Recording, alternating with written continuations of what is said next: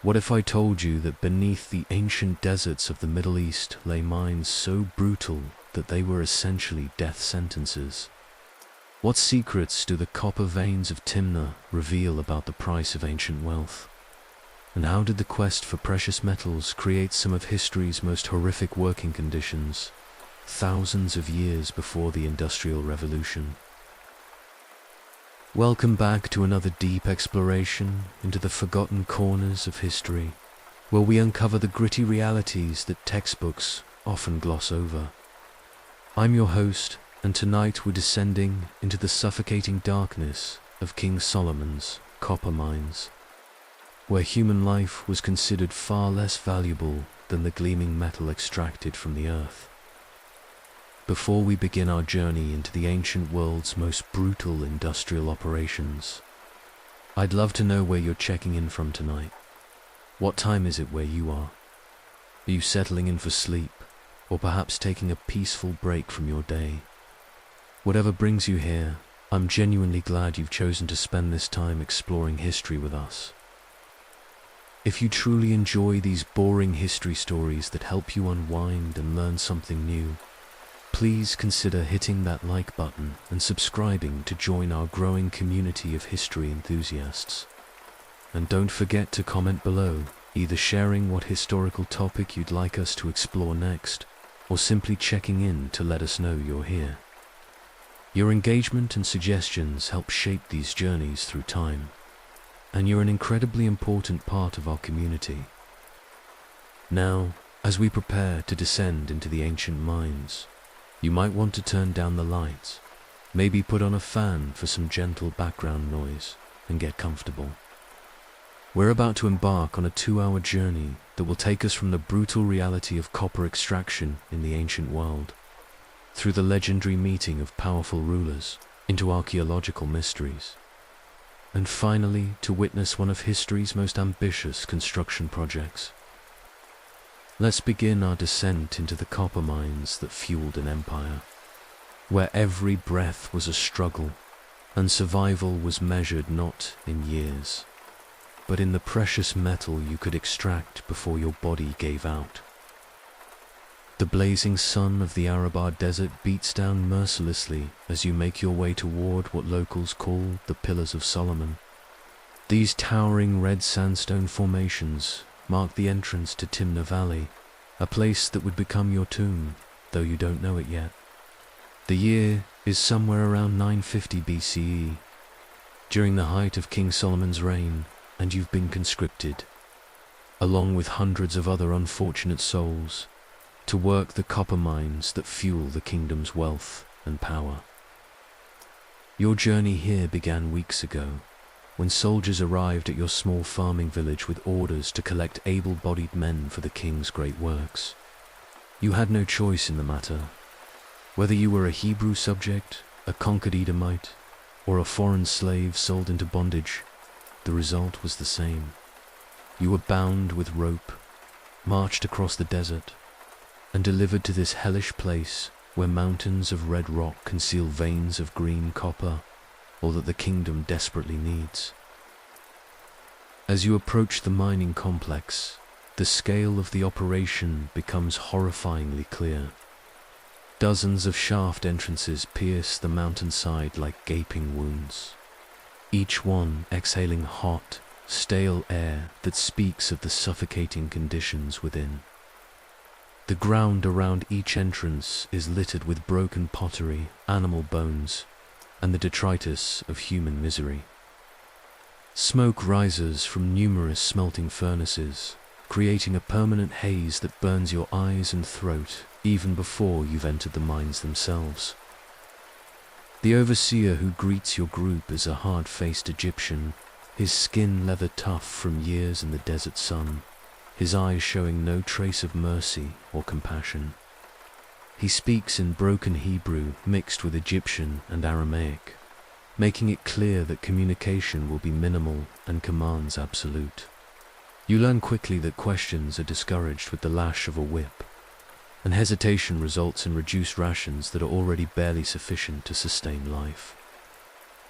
Your first glimpse into the mines comes as a shock than nothing could have prepared you for.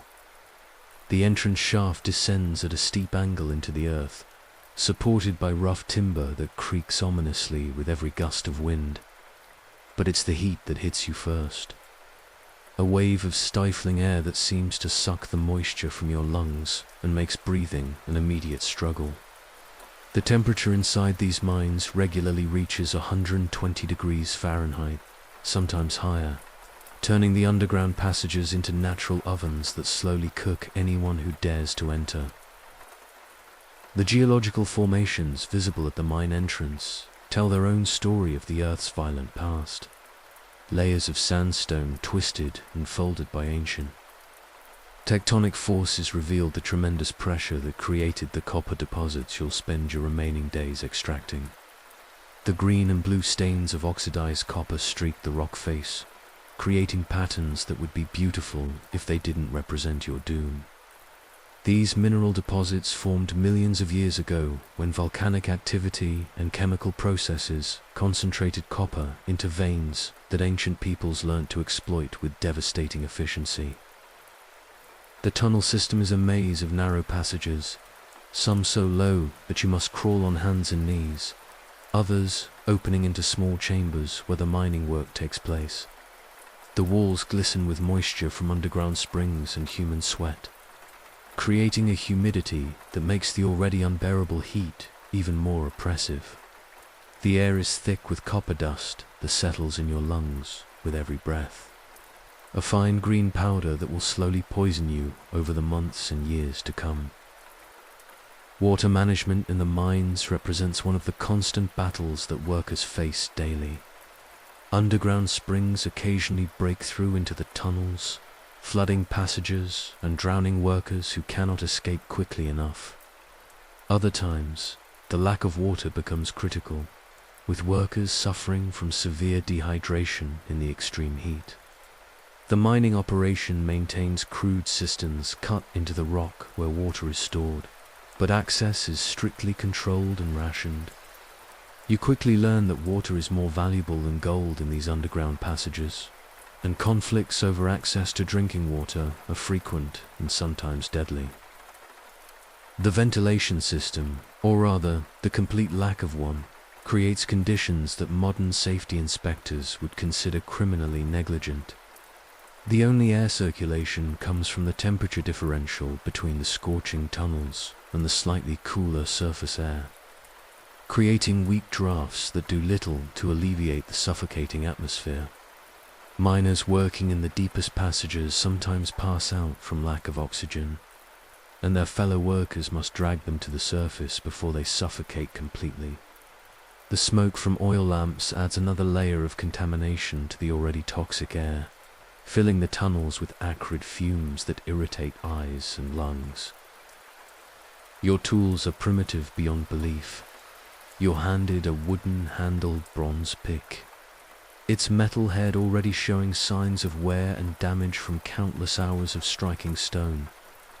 Along with this, you receive a small bronze chisel for detail work, a reed basket woven so hastily that it's already beginning to fray, and a clay oil lamp that provides barely enough light to see your immediate surroundings. These tools will become extensions of your body, and when they break, which they frequently do, you'll have to wait for replacements that may never come. The work itself is backbreaking in ways that modern minds can barely comprehend. You spend your days crouched in tunnels barely wide enough for a human body, chipping away at copper veins with your bronze tools. The ore doesn't come out in neat chunks, but in small pieces mixed with worthless rock that must be separated later. Every swing of your pick sends vibrations through your already aching arms and shoulders, and the constant striking creates a din that echoes through the tunnels, a percussion of human misery that never stops. The physical toll of this repetitive motion becomes apparent within days. Your hands develop calluses that crack and bleed, becoming infected in the unsanitary conditions. Your shoulders and back muscles cramp constantly from the awkward positions required to work in the confined spaces.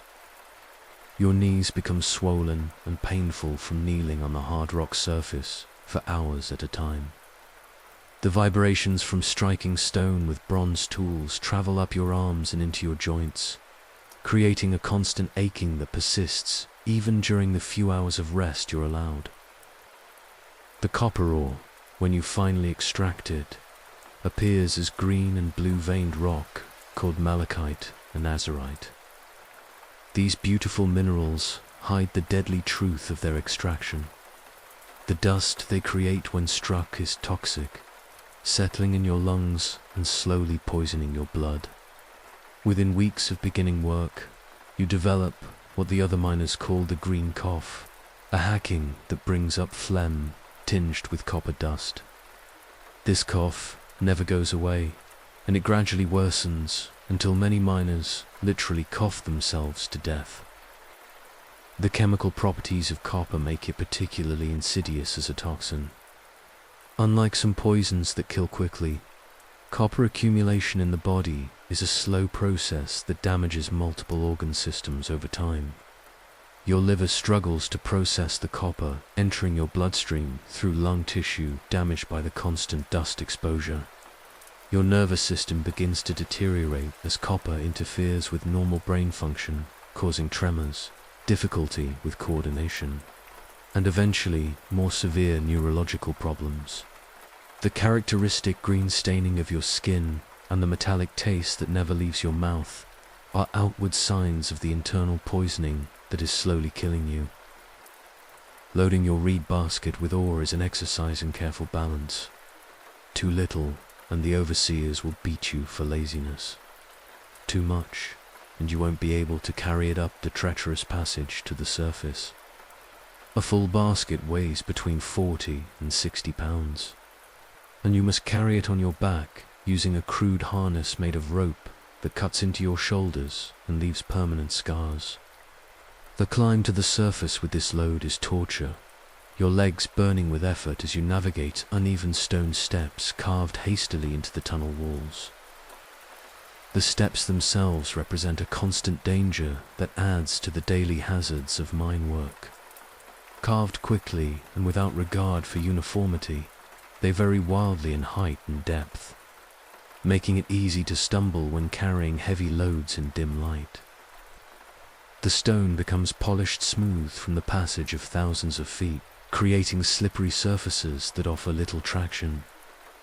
Workers regularly fall on these stairs, sometimes tumbling down entire flights and spilling their ore loads, which results in beatings from the overseers for the lost time and wasted effort. The rope and pulley systems used to haul ore and lower workers are death traps, waiting to spring.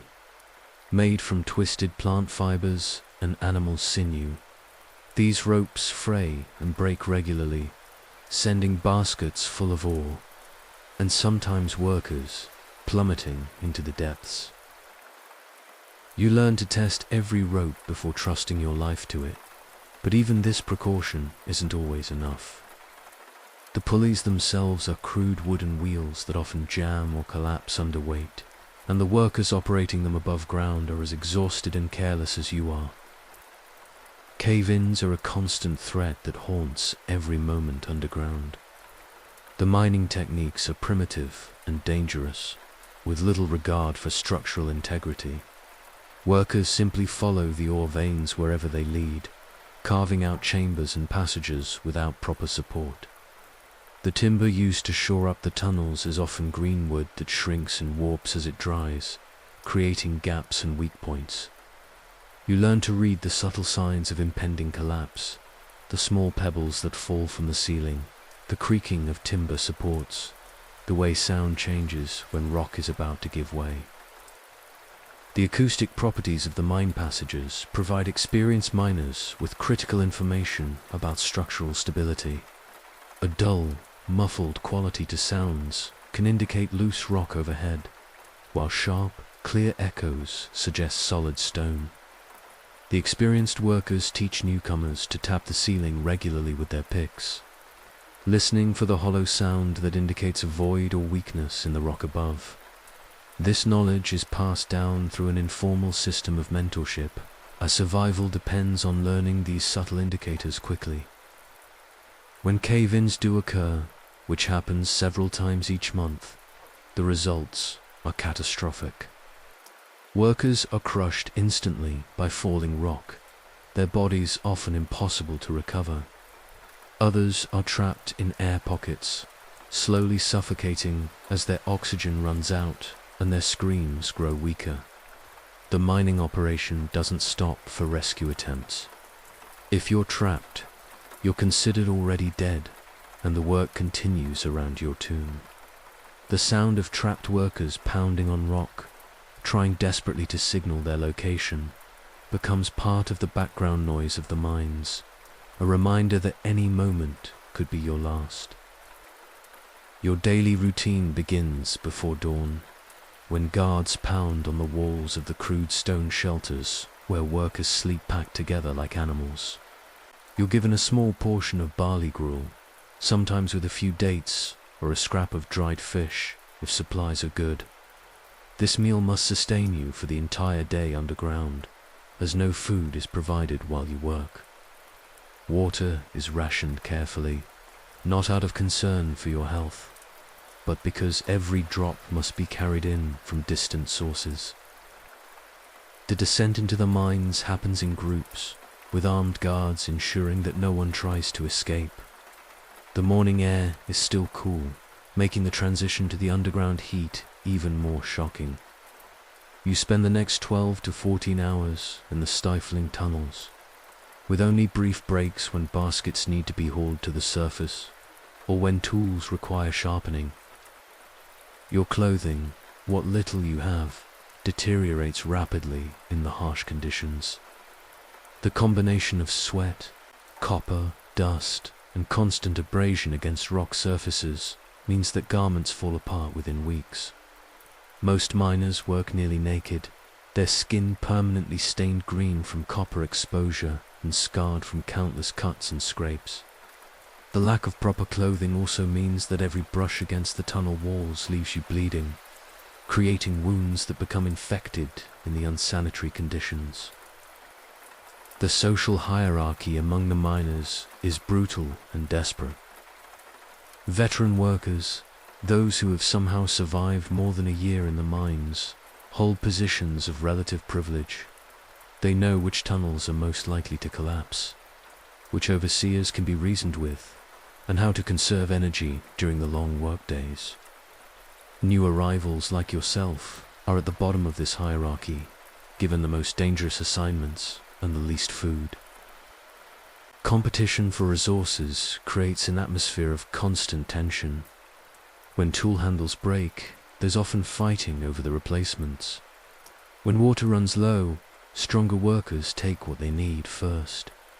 When cave-ins trap workers, there's rarely any attempt at rescue unless valuable tools are also buried. The bonds of human compassion are quickly eroded by the desperate struggle for survival.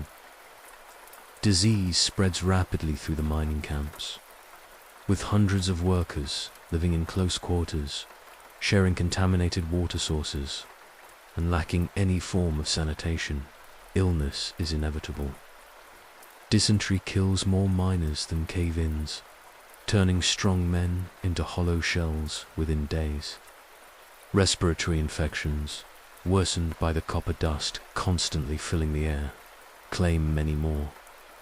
Skin diseases caused by constant exposure to mineral-contaminated water leave workers covered in painful sores that never heal.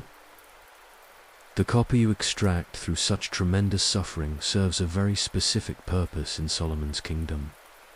This metal is essential for creating bronze, the alloy that forms weapons, tools, and ceremonial objects that demonstrate the kingdom's power and wealth.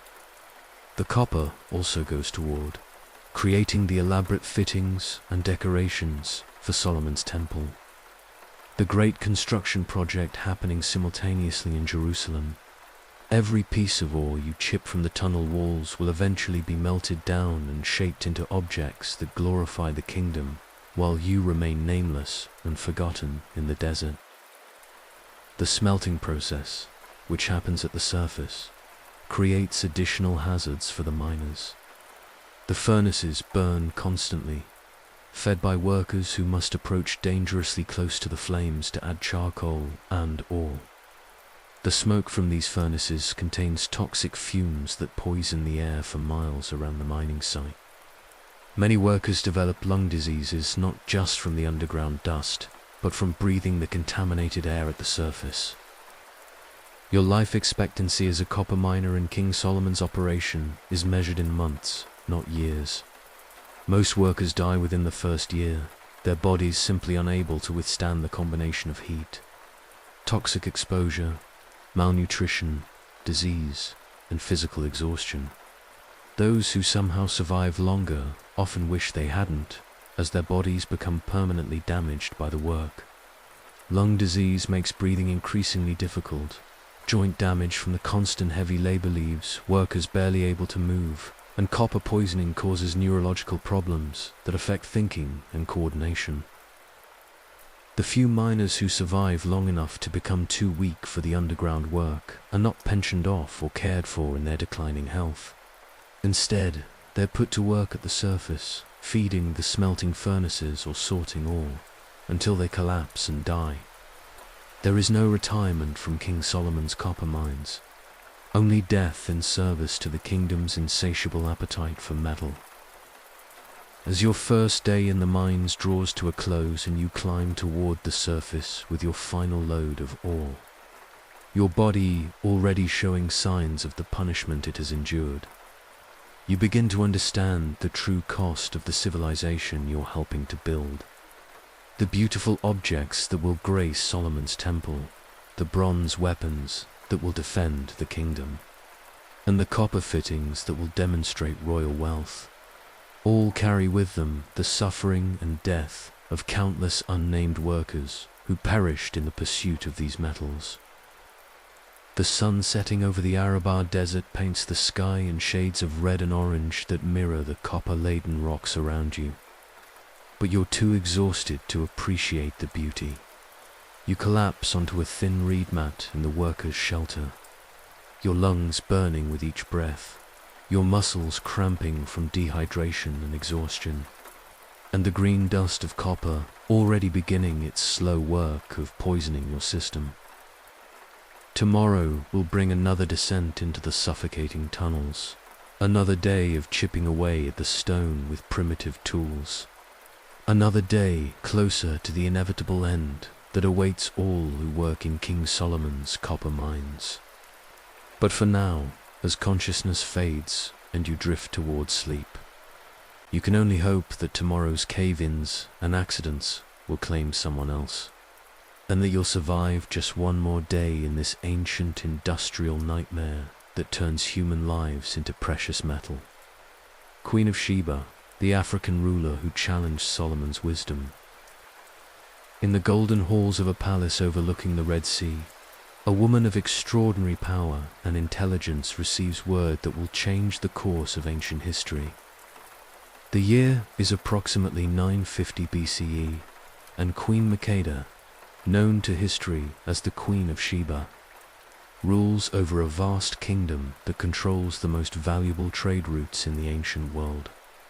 Her realm stretches across what we now know as Ethiopia and Yemen, commanding the flow of frankincense, myrrh, gold, and precious stones that fuel the economies of the ancient Near East.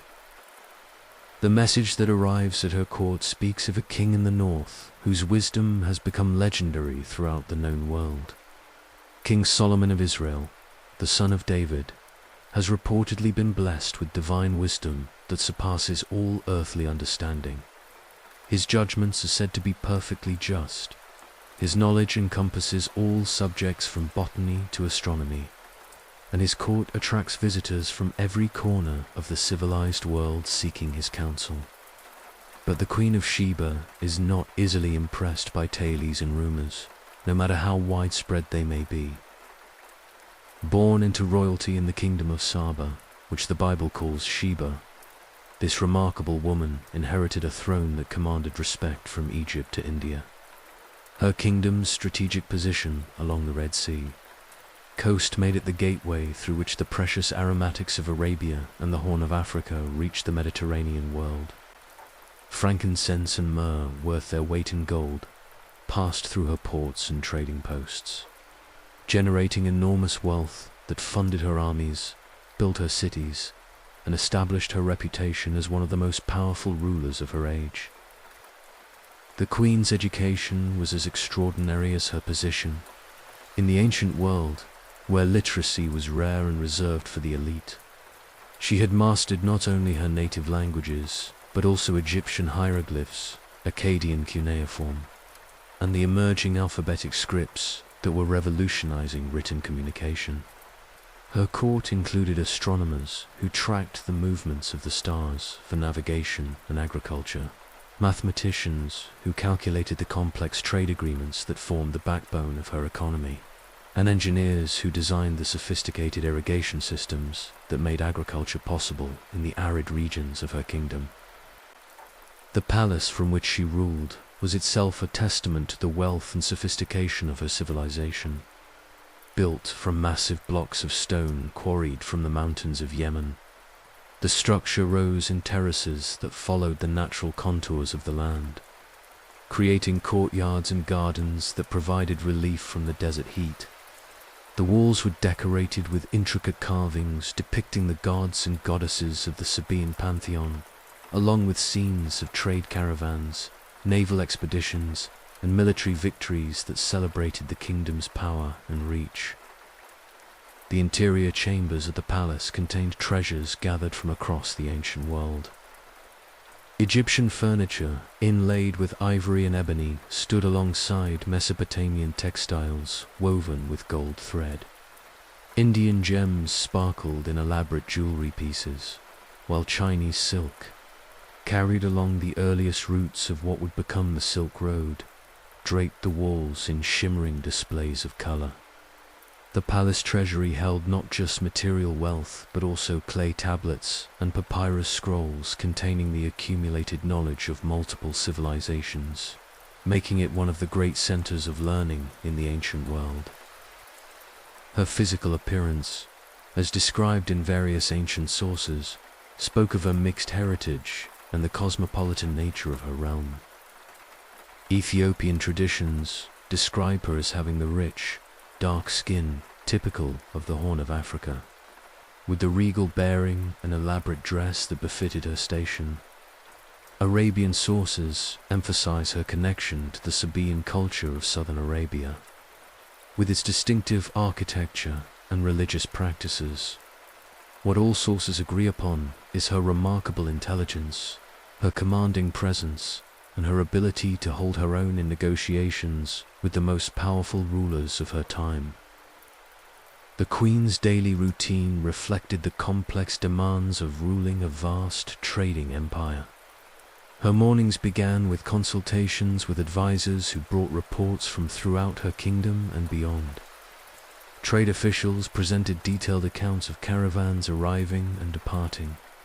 Naval captains reported on shipping conditions in the Red Sea and Indian Ocean, and diplomatic envoys delivered messages from foreign courts. The Queen absorbed all this information with remarkable efficiency, making decisions that affected the lives of thousands and the flow of wealth across continents.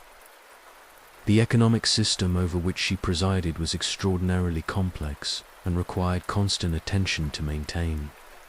The frankincense trade alone involved coordinating the harvest from trees growing in specific mountainous regions, the processing and grading of the resin, the organization of caravans to transport it across hundreds of miles of desert, and the negotiations with foreign merchants who would carry it to distant markets. Each stage of this process required oversight, security, and the enforcement of trade agreements that had been carefully negotiated over generations. The military forces under her command were formidable and diverse, reflecting the need to protect trade routes that stretched across vast distances and varied terrain. Desert cavalry units patrolled the caravan routes, their riders skilled in the art of navigating the trackless wastes and engaging the bandits who constantly threatened merchants. Naval forces protected the sea lanes through the Red Sea and along the East African coast, their ships capable of both trade and warfare. Garrison troops manned fortresses at strategic oases and mountain passes, ensuring that the flow of commerce remained secure. The religious life of her kingdom was rich and complex, centered on the worship of celestial deities that reflected the importance of astronomical observation to both navigation and agriculture. The moon god El-Maka held a particularly prominent position in the Sabaean pantheon, and massive temples dedicated to his worship dominated the centers of major cities. These temples were not just places of worship, but also centers of economic and political power, where priests maintained astronomical records, stored grain surpluses, and administered justice according to religious law. The decision to visit Solomon was not made lightly. Such a journey represented an enormous undertaking that would require months of preparation and travel across some of the most dangerous terrain in the ancient world. The queen would need to organize a caravan of unprecedented size and luxury, not only to transport herself and her entourage safely across hundreds of miles of desert, but also to make a diplomatic statement worthy of her status. This would be no mere trade mission, but a meeting of equals that would demonstrate the wealth and sophistication of her kingdom to the entire ancient world. The preparations for her journey revealed the true extent of her kingdom's wealth and the sophistication of its trade networks. Camels were loaded with frankincense and myrrh in quantities that modern minds can barely comprehend. These aromatics were not simply trade goods, but the foundation of religious and cultural life throughout the ancient Mediterranean. Frankincense was essential for temple rituals from Egypt to Mesopotamia, while myrrh was prized for its medicinal properties and use in mummification. The queen's caravan carried enough of these precious substances to supply every temple and court in the known world for years. The selection and preparation of the frankincense alone required months of careful work. Harvesters traveled to the remote mountain regions where the boswellia trees grew, making careful incisions in the bark to allow the precious resin to seep out and harden. This resin was then collected, sorted by quality and color, and prepared for transport.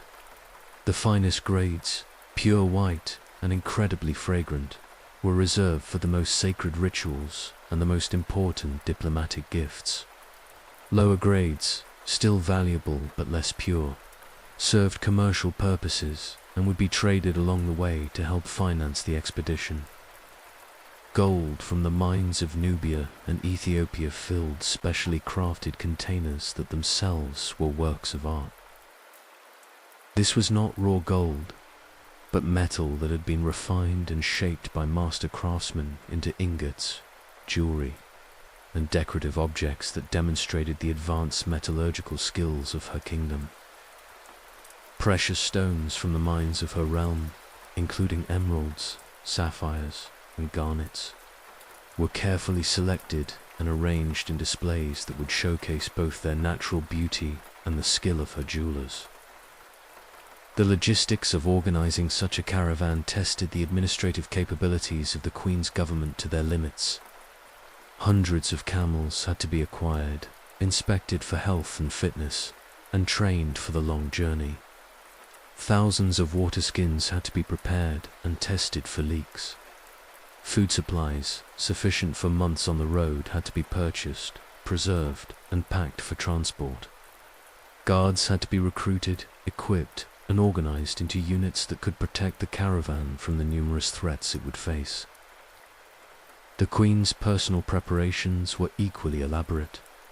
Her wardrobe for the journey included garments made from the finest Egyptian linen, dyed with precious purple from Phoenician murex shells, and decorated with gold thread and precious stones. Her jewelry was crafted by the finest artisans in her kingdom, incorporating traditional Ethiopian and Arabian designs with influences from Egypt and Mesopotamia. These were not mere ornaments, but symbols of her political power and cultural sophistication that would speak volumes to anyone who saw them. The diplomatic aspects of the journey required careful planning and negotiation. Messages had to be sent ahead to the various rulers whose territories the caravan would cross, seeking permission for passage and arranging for supplies and security. These negotiations were delicate as they involved questions of sovereignty, tribute, and mutual respect that could easily lead to conflict if mishandled.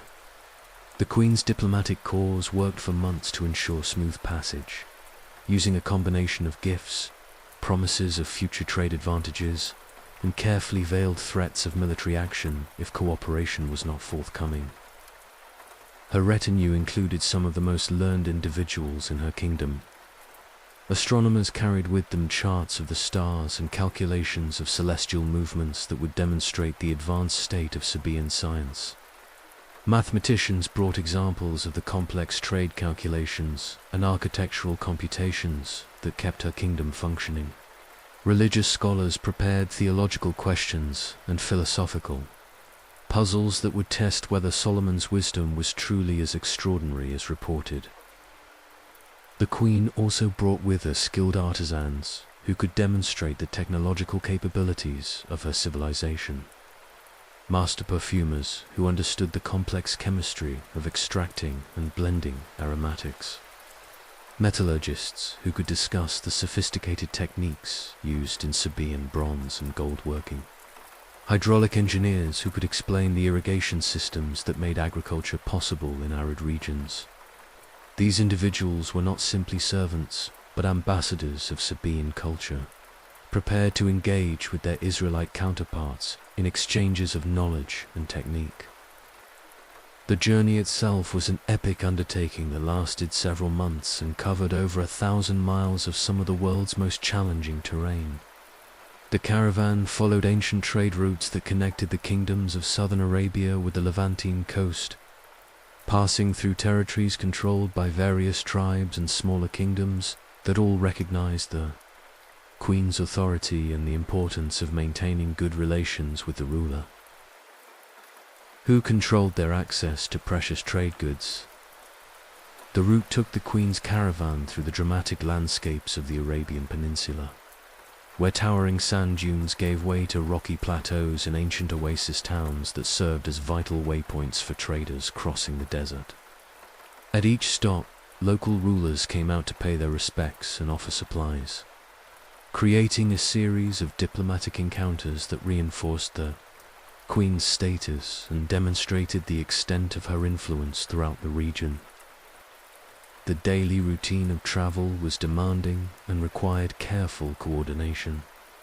The caravan rose before dawn to take advantage of cooler temperatures, traveling until the heat became unbearable around midday. During the hottest hours, they rested in whatever shade could be found or created, resuming travel in the late afternoon and often continuing into the evening. The Queen traveled in a covered litter carried by specially trained bearers, allowing her to conduct business and study during the journey while protected from the sun and sand.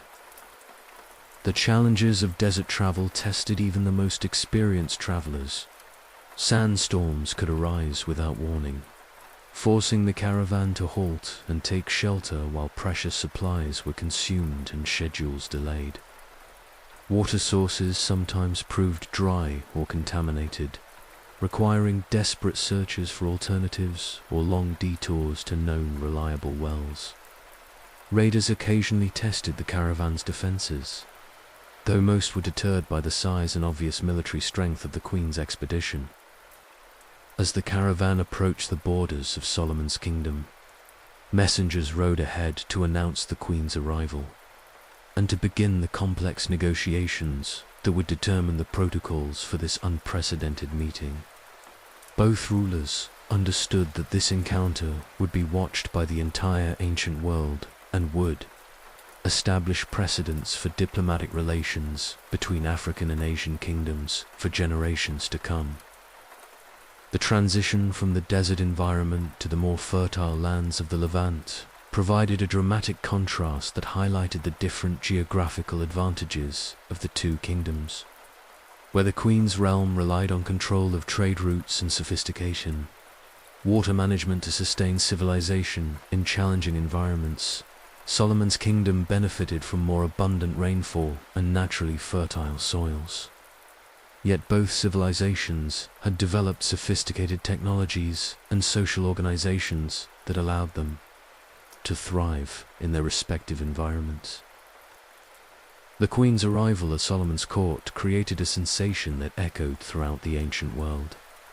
The biblical account speaks of the king's amazement at her wisdom and the magnificence of her gifts, but it only hints at the profound political and cultural significance of this meeting. Here were two of the most powerful and sophisticated rulers of their age, each representing a different tradition of kingship and civilization, coming together as equals in a display of mutual respect and diplomatic skill. The famous exchange of riddles and wisdom between the two monarchs was far more than an intellectual exercise. These were carefully crafted tests that probed each ruler's understanding of law, philosophy, natural science, and statecraft. The Queen's questions challenged Solomon to demonstrate that his legendary wisdom extended beyond theoretical knowledge to practical understanding of governance, trade, and international relations. His responses, in turn, had to satisfy a ruler who was herself renowned for her intelligence and learning. The riddles themselves, though their exact content has been lost to time, likely drew on the deep wells of knowledge and tradition from which both rulers could draw. The Queen might have posed questions about the navigation of ships using celestial observations, testing Solomon's understanding of astronomy and its practical applications. She might have presented mathematical puzzles related to trade calculations or architectural proportions, areas where Sabaean expertise was particularly advanced. She might have asked about the properties of various precious stones and metals, testing his knowledge of mineralogy and metallurgy. Solomon's responses would have demonstrated not just his individual intelligence, but the accumulated wisdom of Israelite tradition and the knowledge he had gathered from the many scholars and wise men who had visited his court. His questions to the Queen, in turn, would have explored her understanding of theology, ethics, and governance, probing whether her wisdom matched the reports that had reached Jerusalem. This intellectual duel was conducted with courtesy and respect, but both participants understood that their reputations and the prestige of their kingdoms rested on their performance. The religious dimensions of their meeting were equally significant. The Queen came from a kingdom where the worship of the sun, moon, and stars formed the foundation of religious life, while Solomon ruled over a people who proclaimed the worship of a single, invisible deity. Their theological discussions explored fundamental questions about the nature of divinity, the relationship between earthly rulers and divine authority, and the role of religion in governance that would influence both kingdoms for centuries to come. The economic aspects of their meeting had immediate and long-lasting consequences. The Queen's visit established formal trade relationships between their kingdoms that brought unprecedented prosperity to both realms.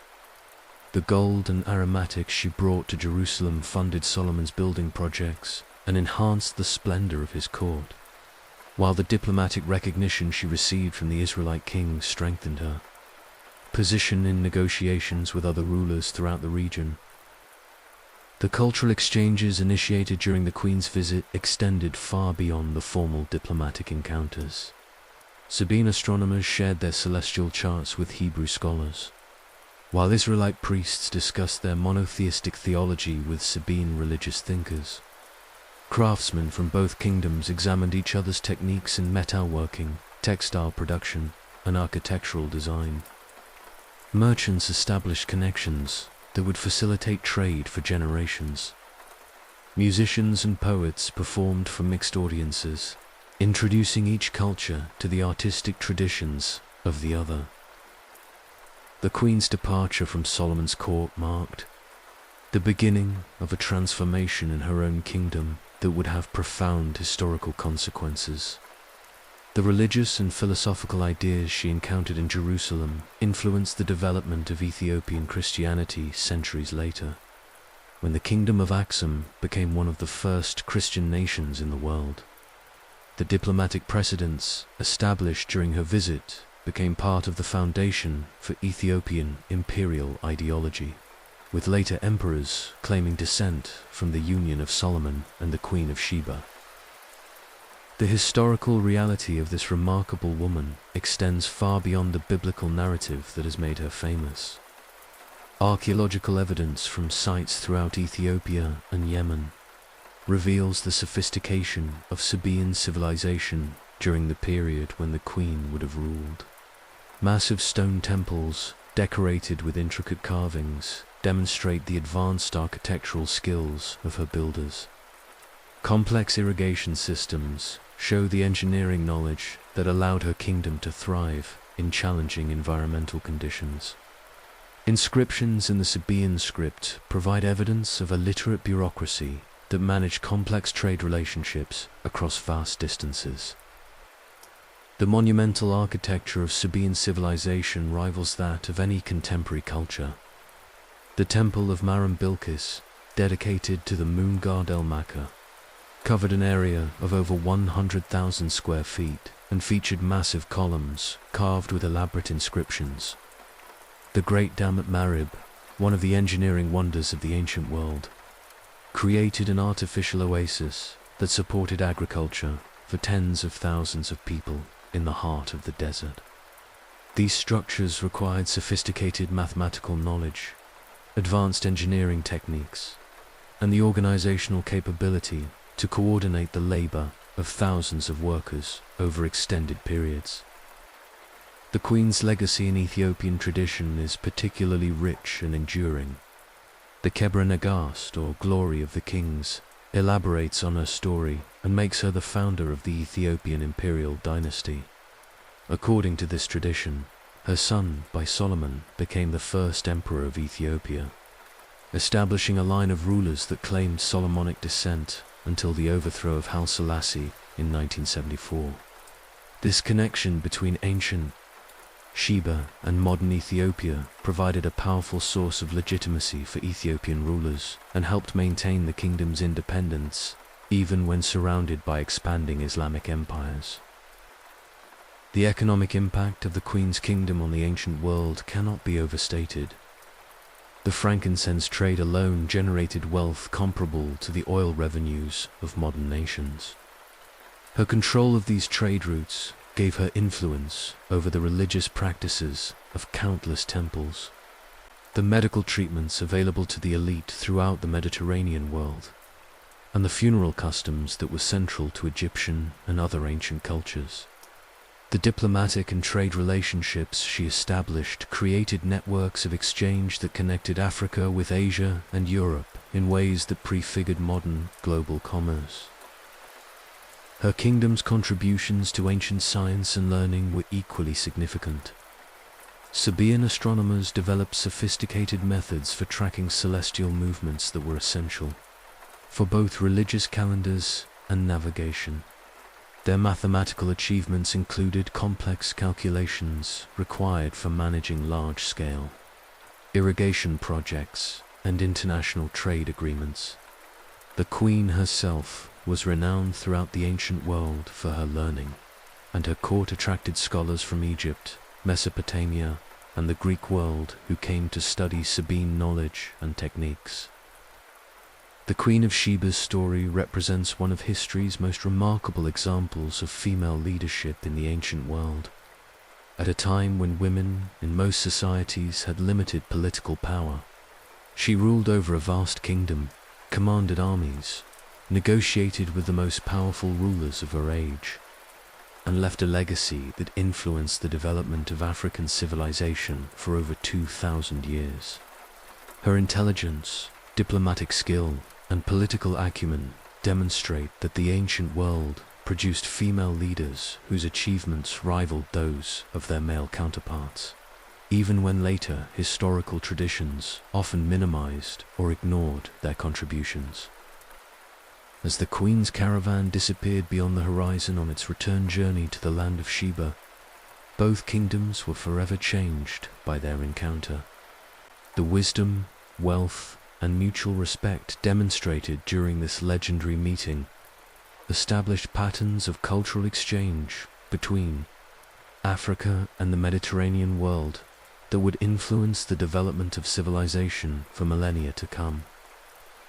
In the copper mines where our story began, the precious metals being extracted with such human suffering would soon be shaped into objects that commemorated this meeting and the golden age of prosperity it helped to create.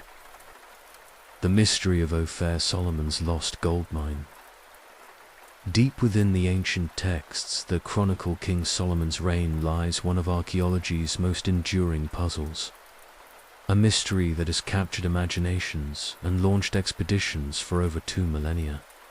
The biblical accounts speak of a legendary land called Ophir, a source of gold so abundant and pure that it supplied the precious metal for Solomon's temple and filled the royal treasuries to overflowing. Yet, despite centuries of searching, the location of this fabled kingdom remains one of history's greatest unsolved mysteries, sporting theories that stretch from the mountains of India to the ancient ruins of Zimbabwe. The biblical description of Ophir paints a picture of unimaginable wealth and exotic splendor. According to the first book of Kings, Solomon's ships would sail to this distant land every 3 years, returning with cargoes of gold, silver, ivory, apes, and peacocks that demonstrated the far-reaching extent of his trading empire. The gold of Ophir was apparently so renowned for its quality that it became the standard by which all other gold was measured, much as we might speak of sterling silver or fine Swiss watches today. The phrase gold of Ophir appears throughout ancient Hebrew literature as the ultimate expression of precious metal perfection. The quantities of gold allegedly brought from Ophir stagger the modern imagination. The biblical accounts describe Solomon receiving 420 talents of gold from a single expedition to Ophir, an amount that would equal approximately 16 tons of pure gold in modern measurements. To put this in perspective, such a quantity would be worth hundreds of millions of dollars today and represents more gold than many modern nations mine in an entire year. The cumulative wealth flowing from Ophir supposedly made Solomon's kingdom so rich that silver was considered worthless and gold was as common as stones in Jerusalem. The historical context surrounding these accounts adds layers of complexity to the mystery.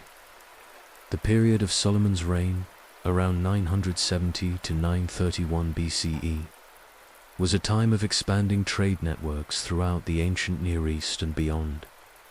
The development of iron tools had revolutionized mining technology, making it possible to extract gold from deposits that previous generations could not efficiently exploit. The improvement in shipbuilding techniques and navigational knowledge was opening new trade routes across both the Mediterranean Sea and the Indian Ocean, connecting civilizations that had previously had little contact. The mystery deepens when we examine the logistics of these supposed expeditions. The biblical text indicates that the voyages to Ophir took 3 years to complete, suggesting a destination far beyond the immediate Mediterranean world. The ships used for these journeys were described as ships of Tarshish, large ocean-going vessels capable of extended voyages in open water. These expeditions apparently required the cooperation of Phoenician sailors, the master navigators of the ancient world, whose knowledge of winds, currents, and celestial navigation made long-distance sea travel possible.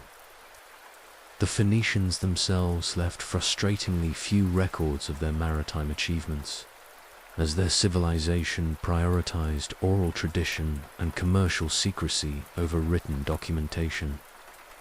What we know of their capabilities comes primarily from archaeological evidence and the accounts of other cultures who witnessed or benefited from Phoenician seafaring expertise.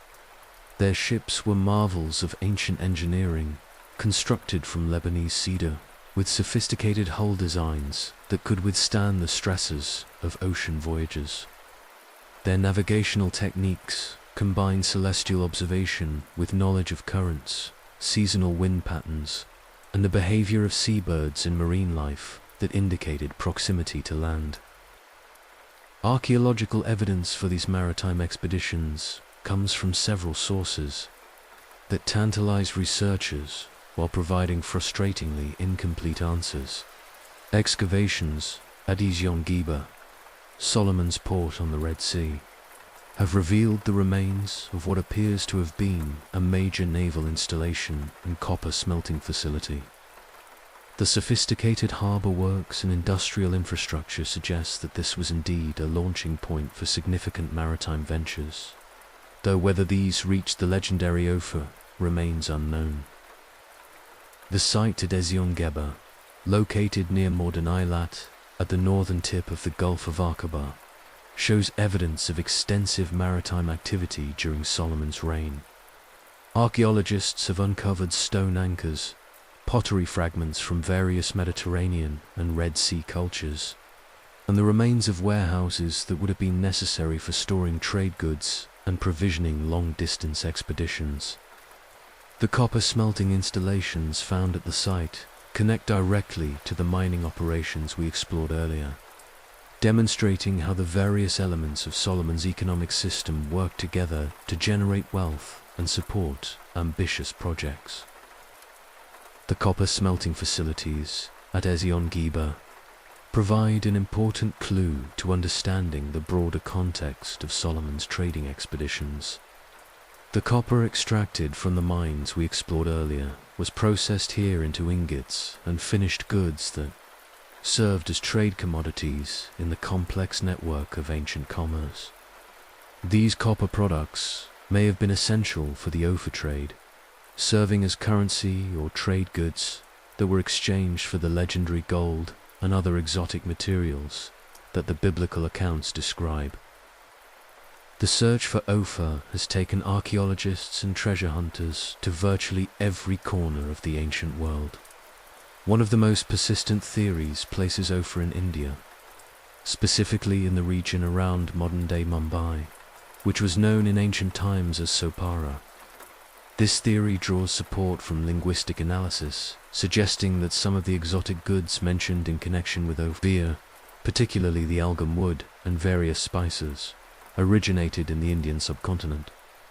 The monsoon patterns of the Indian Ocean would have made regular 3-year trading cycles possible, with ships timing their departures to take advantage of favorable winds.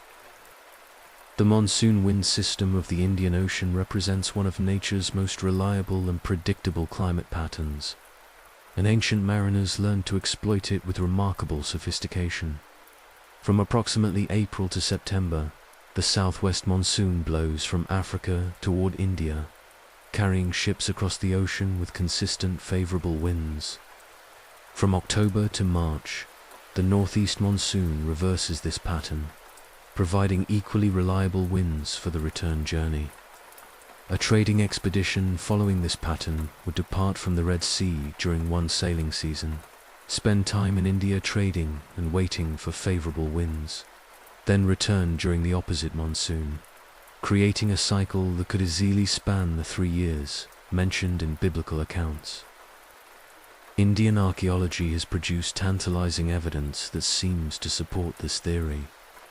Ancient mining sites in the Deccan Plateau show evidence of gold extraction dating back to Solomon's era, and the sophisticated metallurgical techniques employed there could have produced the high-quality gold for which Ophir was famous.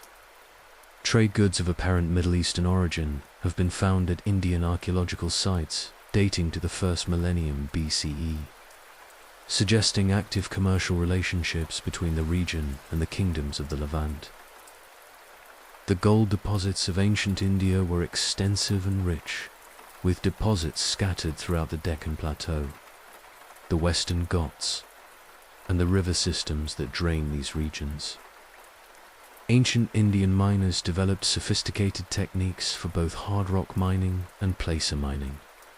Where gold is extracted from river gravels, the quality of Indian gold was renowned throughout the ancient world, and Indian metallurgists had developed refining techniques that could produce gold of exceptional purity. The cultural and religious significance of gold in Indian civilization meant that considerable effort was devoted to its extraction and working, creating an industry capable of supplying the quantities described in the Ophir accounts. The linguistic evidence connecting Ophir with India includes the Hebrew words for the exotic items brought back from these expeditions. The word translated as peacocks in English Bibles comes from the Hebrew tukiim, which bears a striking similarity to the Tamil word tuke, suggesting direct contact with the Tamil-speaking regions of southern India. Similarly, the algamore or almug, wood mentioned in connection with Ophir, may derive from Sanskrit, terms for valuable timber species native to the Indian subcontinent. These linguistic connections suggest not just trade relationships, but sustained contact that allowed for the borrowing of vocabulary between Hebrew and Indian languages. The African theory for Ophir's location has perhaps the most dramatic archaeological evidence, centered on the extraordinary ruins of Great Zimbabwe and the broader gold mining region of southern Africa. The massive stone constructions at Great Zimbabwe, built without mortar, using precisely fitted granite blocks, demonstrate the existence of a sophisticated civilization that flourished in the region. From approximately 1100 to 1400 CE, while this dates to several centuries after Solomon's time, the gold mining tradition in the region extends much further back, with evidence of extensive ancient workings throughout the Zimbabwe plateau. The gold mines of ancient Zimbabwe were extraordinary in their extent and sophistication. Archaeological surveys have identified thousands of ancient mine shafts scattered across the region, many showing evidence of intensive exploitation over centuries or millennia. The techniques used by these ancient miners were remarkably advanced, including the use of fire setting to crack hard rock, sophisticated drainage systems to deal with underground water, and carefully planned extraction methods that maximized gold recovery while minimizing structural collapse. Fire setting, one of the most effective ancient mining techniques, involved heating rock faces with intense fires, then rapidly cooling them with water, causing the rock to crack and fracture. This method allowed miners to work hard rock formations that would have been extremely difficult to penetrate with bronze or even iron tools. The technique required considerable skill and experience, as the fires had to be controlled carefully to crack the rock in useful ways without causing dangerous collapses or wasting valuable gold-bearing ore. The scale of ancient mining in Zimbabwe suggests industrial-level extraction that could indeed have supplied the quantities of gold mentioned in the biblical accounts of Ophir. Estimates suggest that between 500 and 1,000 tons of gold were extracted from the region in ancient and medieval times, a quantity sufficient to supply the ancient world's gold markets for generations. The distribution of these mining sites across a wide area indicates a well-organized industry with the logistical capabilities to coordinate extraction, processing, and transport of the metal. Recent archaeological work in Zimbabwe has uncovered evidence of ancient trading connections that extend far beyond the African continent. Chinese ceramics, Indian beads, and Middle Eastern glass have been found at sites throughout the region, indicating participation in the same Indian Ocean trading networks that connected Solomon's kingdom with distant lands. The timing and nature of these connections make it possible, though not certain, that the Zimbabwe goldfields could have been the source of at least some of the wealth attributed to Ophir. The port sites along the East African coast provide crucial evidence for understanding how gold from the interior could have reached the trading networks of the ancient world. Excavations at sites in modern Mozambique, Tanzania, and Kenya have revealed ancient harbors and trading posts that show evidence of contact with both the Mediterranean world and the civilizations of the Indian Ocean. These ports served as intermediaries, collecting gold, ivory, and other valuable commodities from the African interior, and exchanging them for manufactured goods, textiles, and other items from distant civilizations. The Arabian theory for Ophir's location focuses on the region of modern-day Oman and Yemen, areas that were rich in gold and other precious materials during Solomon's time. This theory has the advantage of geographic proximity to Solomon's kingdom and fits well with what we know about ancient Red Sea and Arabian Sea trading patterns. The kingdom of Saba, ruled by the Queen of Sheba, controlled much of this region and would have been well positioned to serve as an intermediary in the Ophir trade. Archaeological evidence from Oman supports the possibility of an Arabian Ophir. Ancient gold mines in the Hajar Mountains show evidence of intensive exploitation during the first millennium BCE, and the sophisticated water management systems found throughout the region demonstrate the engineering capabilities necessary to support large-scale mining operations. The frankincense trade that made southern Arabia wealthy also required the same maritime connections and navigational expertise that would have been necessary for regular expeditions to a distant Ophir. The gold deposits of ancient Oman, while not as extensive as those of India or southern Africa, were significant and had the advantage of proximity to established trade routes and maritime networks. The mining techniques employed in Oman during the first millennium BCE were sophisticated, including the use of underground galleries that followed gold-bearing quartz veins deep into the mountains. The miners constructed elaborate drainage systems to deal with groundwater, used fire setting to crack hard rock, and developed refining techniques that produced gold of high purity. The technological requirements for the Ophir expeditions were formidable and provide important clues about the mystery's solution. The ships capable of carrying the enormous cargoes described in the biblical accounts would have been among the largest vessels of their time, requiring advanced shipbuilding techniques and extensive logistical support. The Phoenicians possessed this technology, and their partnership with Solomon was essential for any long-distance maritime ventures. Phoenician ships of this period were typically constructed with a keel and ribs forming a strong internal skeleton, over which planks were attached using mortise and tenon joints sealed with pitch. This construction method created hulls that could withstand the stresses of ocean voyages and heavy cargo loads. The largest merchant vessels might have been 80 to 100 feet in length, with a beam of 20 to 25 feet, providing cargo capacity measured in hundreds of tons. These ships were typically propelled by a combination of square sails and oars, giving them the flexibility to navigate both on the open ocean and in coastal waters and rivers. Navigation technology of Solomon's era relied primarily on celestial observation and knowledge of seasonal wind patterns. The 3-year cycle mentioned in connection with the Ophir expeditions suggests a destination that required careful timing to take advantage of monsoon winds or other seasonal weather patterns. This points toward either the Indian Ocean region, where monsoon patterns create predictable sailing seasons, or perhaps a more distant destination that required multiple stops and extended periods waiting for favorable conditions. Ancient navigators used a combination of techniques to find their way across the open ocean. At night, they observed the positions of key stars and constellations, particularly the North Star in the Northern Hemisphere, to maintain course. During the day, they tracked the sun's position and noted its angle at noon to estimate latitude. They observed the behavior of clouds, which often formed over land masses and could be seen from great distances.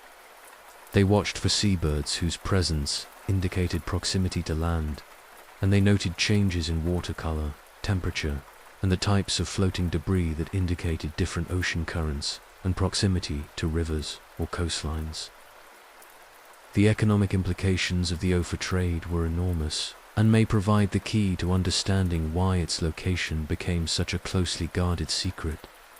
If Solomon's kingdom truly controlled access to such abundant sources of gold, it would have represented a strategic advantage that rival kingdoms would desperately want to discover or destroy. The deliberate obscuring of Ophir's location in later historical records might have been a security measure, designed to protect valuable trade routes and mining concessions. The commercial secrecy practiced by ancient traders was sophisticated and effective. Trade routes, sources of valuable commodities, and navigational knowledge were jealously guarded and passed down through families or guilds, rather than being shared publicly. Phoenician merchants were particularly famous for their secretiveness, purportedly going so far as to deliberately run their ships aground rather than allow competitors to follow them to their trading destinations. This culture of commercial secrecy means that many details of ancient trade, including the location of sources for valuable commodities like the gold of Ophir, may have been deliberately obscured or encoded in ways that make them difficult for modern scholars to decipher. The decline and disappearance of the Ophir trade coincides with the political upheavals that followed Solomon's death and the division of his kingdom. The northern kingdom of Israel and the southern kingdom of Judah lacked the resources and political stability necessary to maintain the complex trading relationships and maritime expeditions that the Ophir trade required. The knowledge of Ophir's location may have been lost during this period of political fragmentation, explaining why later attempts to revive the trade were unsuccessful. The division of Solomon's kingdom created immediate economic consequences that extended beyond simple loss of territory. The cooperative relationship between the Hebrew kingdoms and the Phoenician city-states that had made the Ophir expeditions possible became strained as political priorities shifted. The port facilities at Ezion-Geber, essential for Red Sea trade, eventually fell into disrepair or were destroyed in conflicts with neighboring kingdoms. The skilled navigators and merchants who possessed the knowledge necessary for successful long-distance voyages moved on to other, more profitable ventures, or took their secrets to their graves. Modern scientific techniques are bringing new tools to bear on the Ophir mystery. Isotopic analysis of ancient gold artifacts can potentially identify their geographic origins by comparing them with gold samples from known mining regions. DNA analysis of ancient wood samples might reveal the origins of the exotic algum wood associated with Ophir. Satellite archaeology is identifying previously unknown ancient mining sites that might provide new clues to the mystery's solution. Isotopic analysis works by measuring the ratios of different isotopes of elements like lead, silver, and other trace elements found in gold deposits. These ratios vary depending on the geological history and conditions under which the gold deposits formed, creating distinctive fingerprints that can link artifacts to their source regions.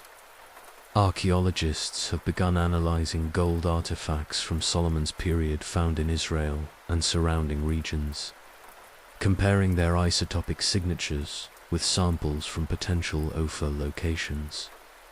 While the results so far have been inconclusive, this technique holds promise for eventually solving the mystery. The legend of Ophir has inspired countless expeditions and treasure hunting ventures throughout history. Portuguese explorers in the 16th century were convinced they had found Ophir in the gold fields of southern Africa and named the region the Land of Ophir. British colonial administrators in India believed they had located Solomon's gold mines in the ancient workings they discovered throughout the subcontinent. German archaeologists in the early 20th century mounted elaborate expeditions to Yemen and Oman in search of the legendary kingdom.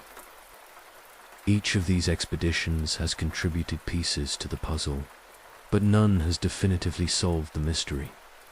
The most likely explanation may be that Ophir was not a single location, but rather a term that referred to a broader trading network that brought gold and other precious materials from multiple sources throughout the Indian Ocean region. The biblical accounts might represent a literary compression of what was actually a complex commercial system involving numerous kingdoms, trading posts, and mining regions.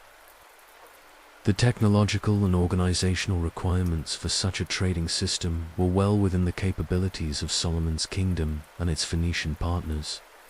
The Phoenicians had established trading posts throughout the Mediterranean and were beginning to extend their activities into the Atlantic and Indian Oceans.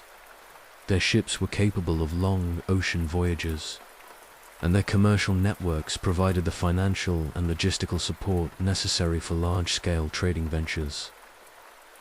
The mystery of Ophir represents more than just a geographical puzzle. It embodies the broader question of how extensive and sophisticated ancient trading networks really were. The discovery of Roman artifacts in India, Chinese goods in East Africa, and American crops in Polynesia demonstrates that the ancient world was far more connected than previously imagined. The Ophir trade may represent an early example of truly global commerce that connected the civilizations of Africa, Asia, and the Middle East in complex networks of exchange. Whether Ophir will ever be definitively located remains an open question, but the search has already contributed enormously to our understanding of ancient technology, commerce, and cultural exchange. The sophisticated mining techniques, advanced navigation methods, and complex trading relationships that the Ophir mystery illuminates demonstrate that ancient civilizations were capable of achievements that rival those of the modern world. The gold that once flowed from the legendary kingdom continues to inspire new discoveries about the remarkable capabilities of our ancient ancestors and the truly global nature of early human civilization. Daily life in Solomon's temple during its construction. The first rays of dawn break over Jerusalem, illuminating a construction site unlike anything the ancient world has ever seen. The year is 966 BCE, and you are witnessing the fourth year of the most ambitious building project in human history, the construction of Solomon's temple. The sound that greets the morning is not the gentle stirring of a waking city, but the thunderous percussion of thousands of hammers striking stone, the rhythmic scraping of saws cutting through massive cedar beams, and the deep, resonant chanting of work gangs moving enormous blocks of dressed limestone into position. Standing on the Temple Mount, surveying the organized chaos spread before you, the sheer scale of the project becomes overwhelming.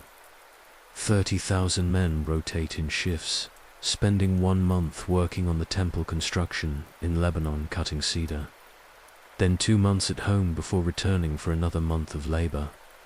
An additional 70,000 men serve as burden bearers, carrying materials up the steep slopes to the construction site, while 80,000 work as stonecutters in the quarries that ring Jerusalem. 700 overseers coordinate this vast workforce, ensuring that every aspect of the construction proceeds according to the precise plans that Solomon received through divine inspiration. The administrative challenges of coordinating such an enormous workforce required innovations in record-keeping and project management that influenced ancient, bureaucratic practices for centuries to come. Royal scribes maintained detailed records on papyrus and clay tablets, tracking which workers had completed their service, what materials had been delivered, and which portions of the construction had been finished to specification. These records were not merely administrative documents, but represented a sophisticated system of accountability that ensured workers received proper credit for their service, and that materials were not wasted or stolen. The system of rotating labor service represented a significant organizational achievement that distributed the burden of construction across Solomon's entire kingdom. By requiring 1 month of service, followed by 2 months at home, the system allowed men to maintain their farms, businesses, and family responsibilities while still contributing to the great national project. This rotation also meant that at any given time, the construction site hosted workers from different regions, creating opportunities for cultural exchange and the spread of techniques and knowledge throughout the kingdom. The quarries themselves represent an engineering marvel that demonstrates the sophisticated understanding of stoneworking possessed by ancient craftsmen. Located in the hills surrounding Jerusalem, these excavations follow veins of high-quality limestone that will form the foundation and walls of the temple. The stone is not simply hacked from the ground, but carefully extracted using techniques that ensure each block meets exact specifications for size, quality, and appearance. The quarrymen work with bronze tools and wooden wedges, splitting the stone along natural grain lines to produce blocks that require minimal finishing work.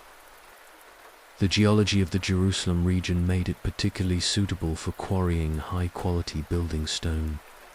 The limestone formations around the city consist of relatively uniform layers that can be split along natural bedding plains, creating blocks with flat surfaces that require minimal dressing.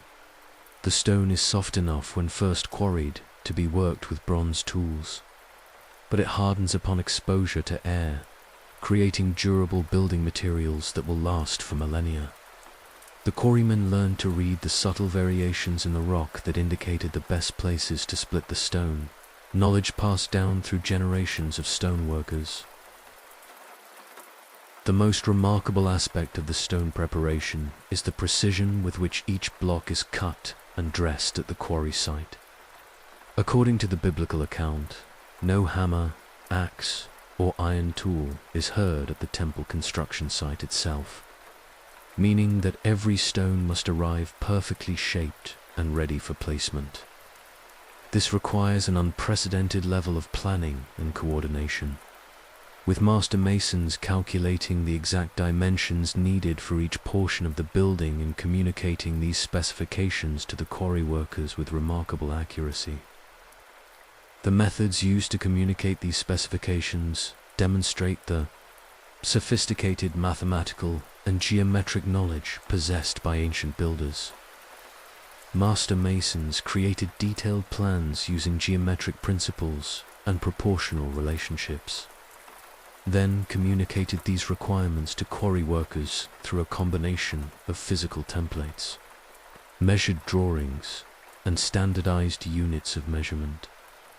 The royal cubit, approximately 20.4 inches in length, served as the standard unit, with specialized measuring rods marked with subdivisions, allowing for precise measurements down to fractions of an inch. The transplantation of these massive stone blocks from the quarries to the Temple Mount represents one of the greatest logistical challenges of the ancient world. Each block weighs several tons and must be moved over rough terrain and up steep inclines using only human and animal power. The workers employ a combination of wooden rollers, rope and pulley systems, and carefully constructed ramps to move the stones.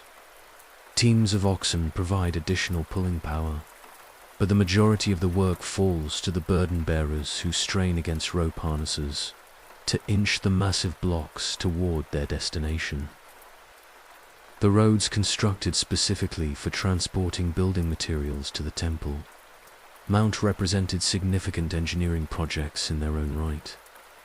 These routes had to be carefully graded to minimize steep inclines that would make moving heavy loads impossible, reinforced to support the enormous weights being moved across them, and maintained constantly to repair damage caused by the endless procession of sledges, rollers, and dragging stones. The construction and maintenance of these transport routes required their own dedicated workforce and represented a substantial portion of the project's overall cost and effort. The Lebanese cedar logs present an even greater transportation challenge. These enormous trees, some measuring over 100 feet in length and 6 feet in diameter, must be cut in the mountains of Lebanon. Transported to the Mediterranean coast, loaded onto Phoenician ships, sailed to the nearest port, then hauled overland to Jerusalem. The logistics of this operation require careful coordination between Hebrew work gangs, Phoenician sailors, and the local rulers who control the territory through which the cedar must pass. The cedar forests of Lebanon were among the ancient world's most valuable natural resources, prized not only for construction, but also for shipbuilding and the production of aromatic oils used in religious ceremonies and perfumes. The trees grew at high elevations in the mountains, making their harvest a dangerous and difficult undertaking. Loggers had to establish temporary camps in the mountains, cut the massive trees using bronze axes and saws, then find ways to transport the logs down steep, forested slopes to the coast.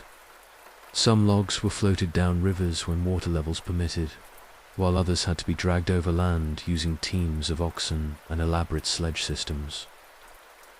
The Phoenician contribution to the temple construction extends far beyond simply providing cedar wood and transportation.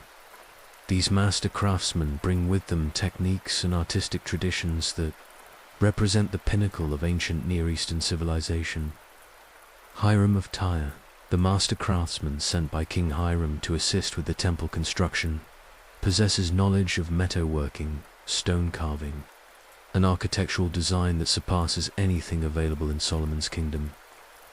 His workshops become centers of learning where Hebrew craftsmen absorb techniques that will influence Israelite art and architecture for centuries to come. Hiram's workshops on the Temple Mount function as a kind of ancient technical school, where knowledge is transferred through the apprenticeship system that characterized ancient crafts. Young Hebrew workers observe and assist the Phoenician masters, gradually learning the sophisticated techniques required for creating the temple's elaborate decorations and furnishings.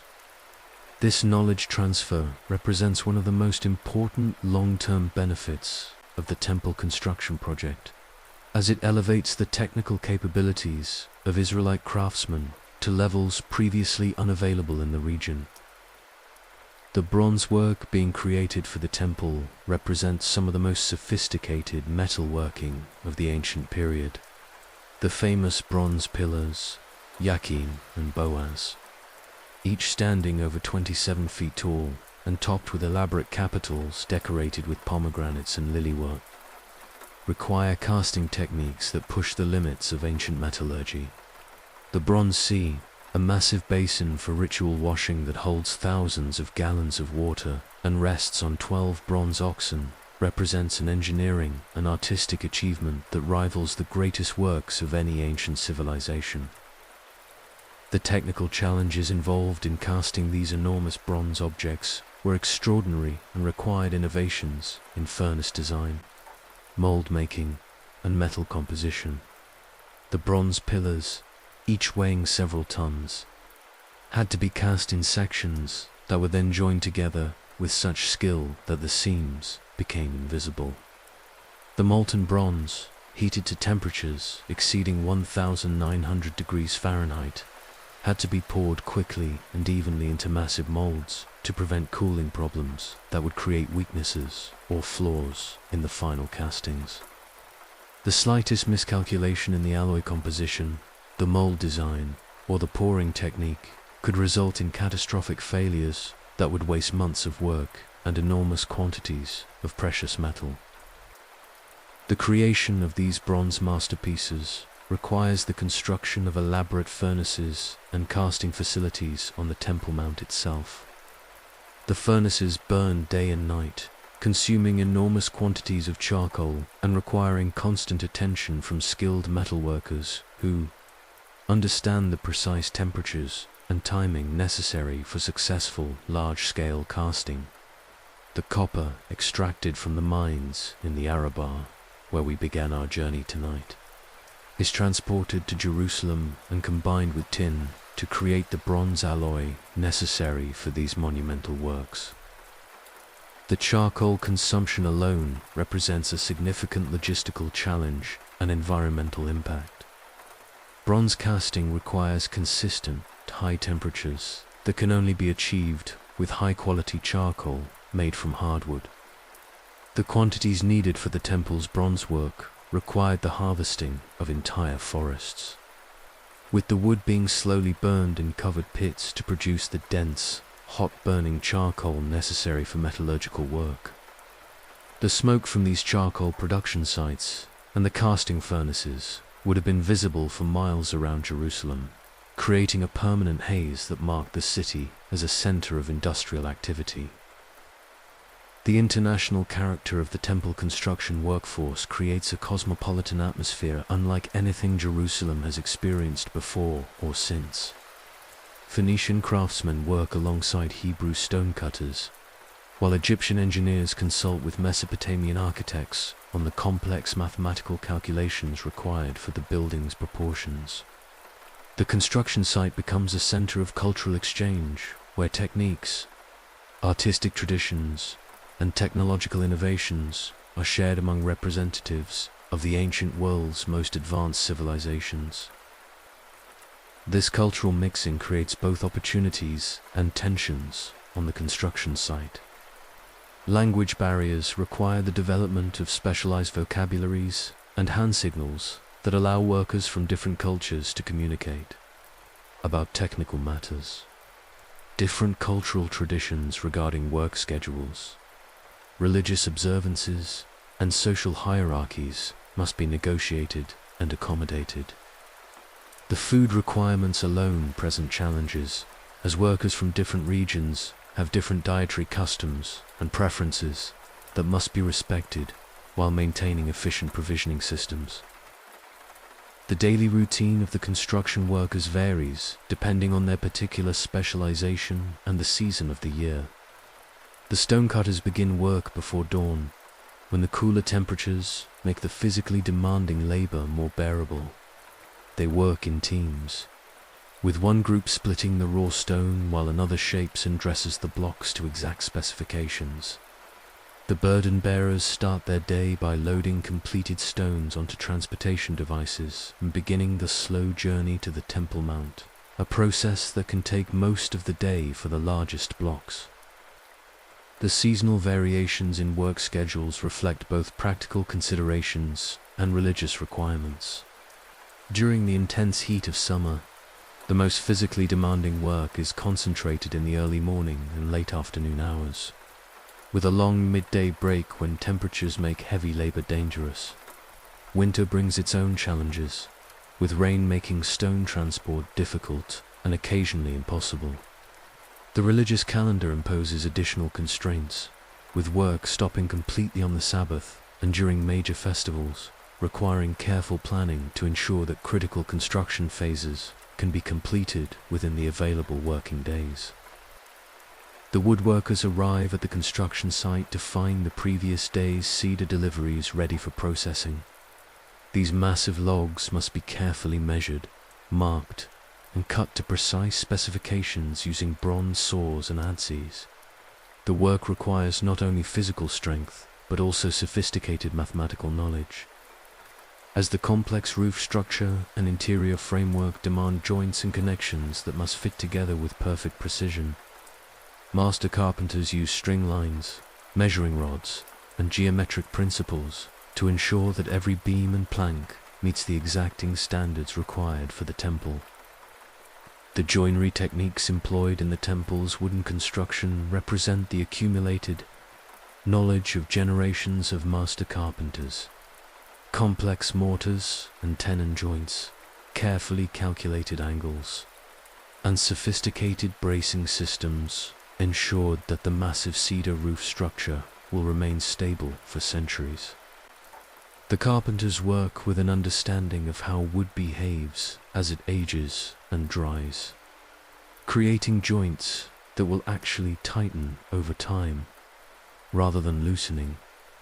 The aromatic cedar oil that permeates the wood serves not only to create a pleasing scent within the temple, but also to preserve the wood and repel insects that might otherwise damage the structure. The organization of the workforce reflects the hierarchical nature of ancient society, while also demonstrating the practical requirements of managing such a massive undertaking.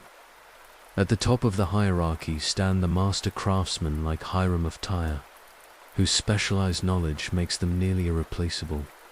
Below them are the various ranks of skilled workers, the master masons who supervise stone cutting and placement, the experienced carpenters who handle the complex woodwork, and the metal workers who create the elaborate bronze and gold decorations. The compensation system for this hierarchical workforce varies according to skill level and the nature of the work being performed.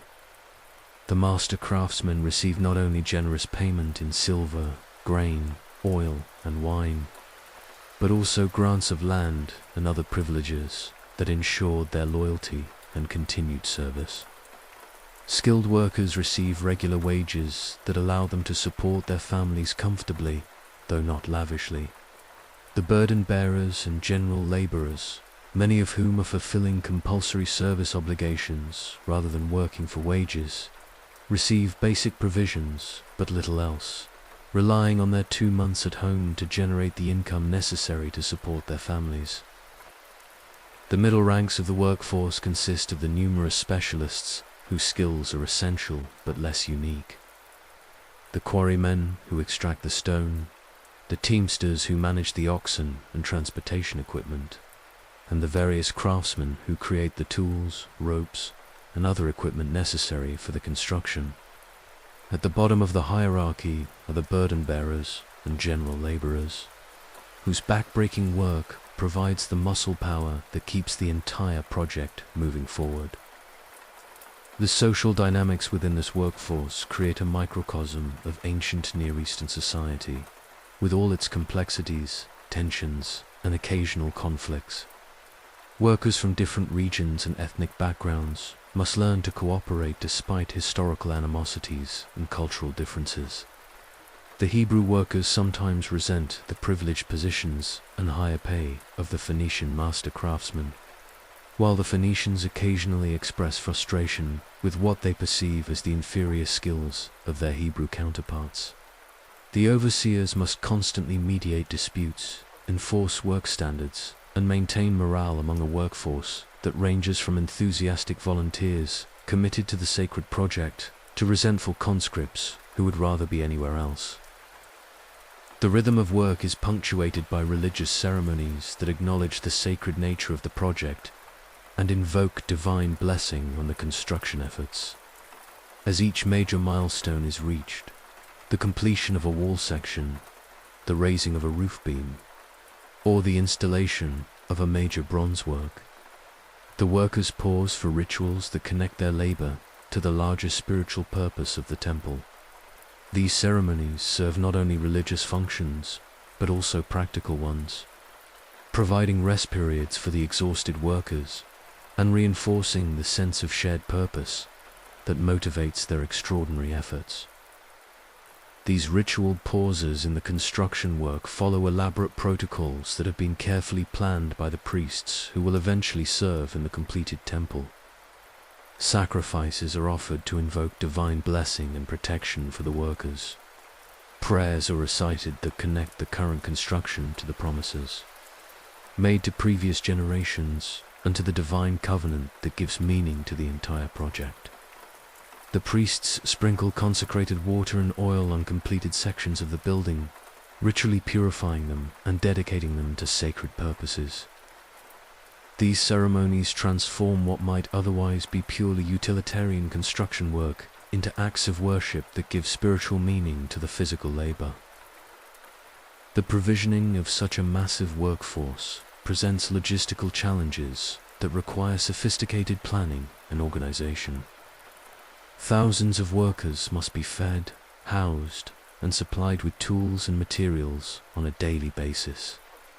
The food requirements alone are staggering, with enormous quantities of grain, oil, wine, and meat needed to sustain the construction crews. Much of this provision comes through the tribute and taxation system that Solomon has established throughout his kingdom, but additional supplies must be purchased from neighboring peoples and transported to Jerusalem. The agricultural regions throughout Solomon's kingdom are required to provide specified quantities of grain, wine, oil, and livestock to support the temple construction.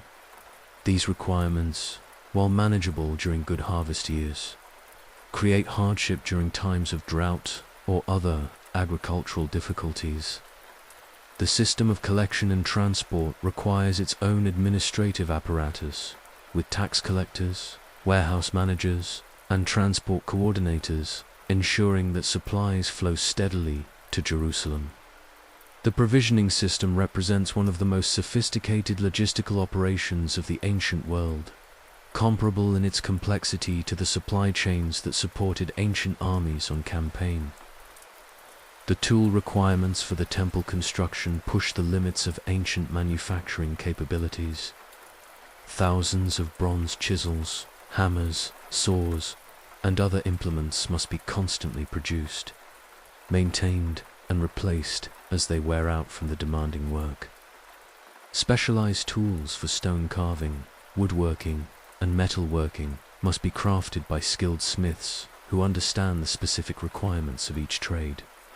The rope alone, necessary for lifting, pulling, and securing the massive building materials, requires the full-time work of many craftsmen who twist fibers into the strong, flexible lines that the construction demands. The bronze tool industry supporting the temple. Construction represents a significant portion of the kingdom's total metallurgical output during the construction period. Bronze tools wear out quickly when used against stone, requiring constant replacement. A single stone cutter might wear out several bronze chisels in a month of work, and with thousands of stone cutters working simultaneously, the demand for replacement tools is enormous.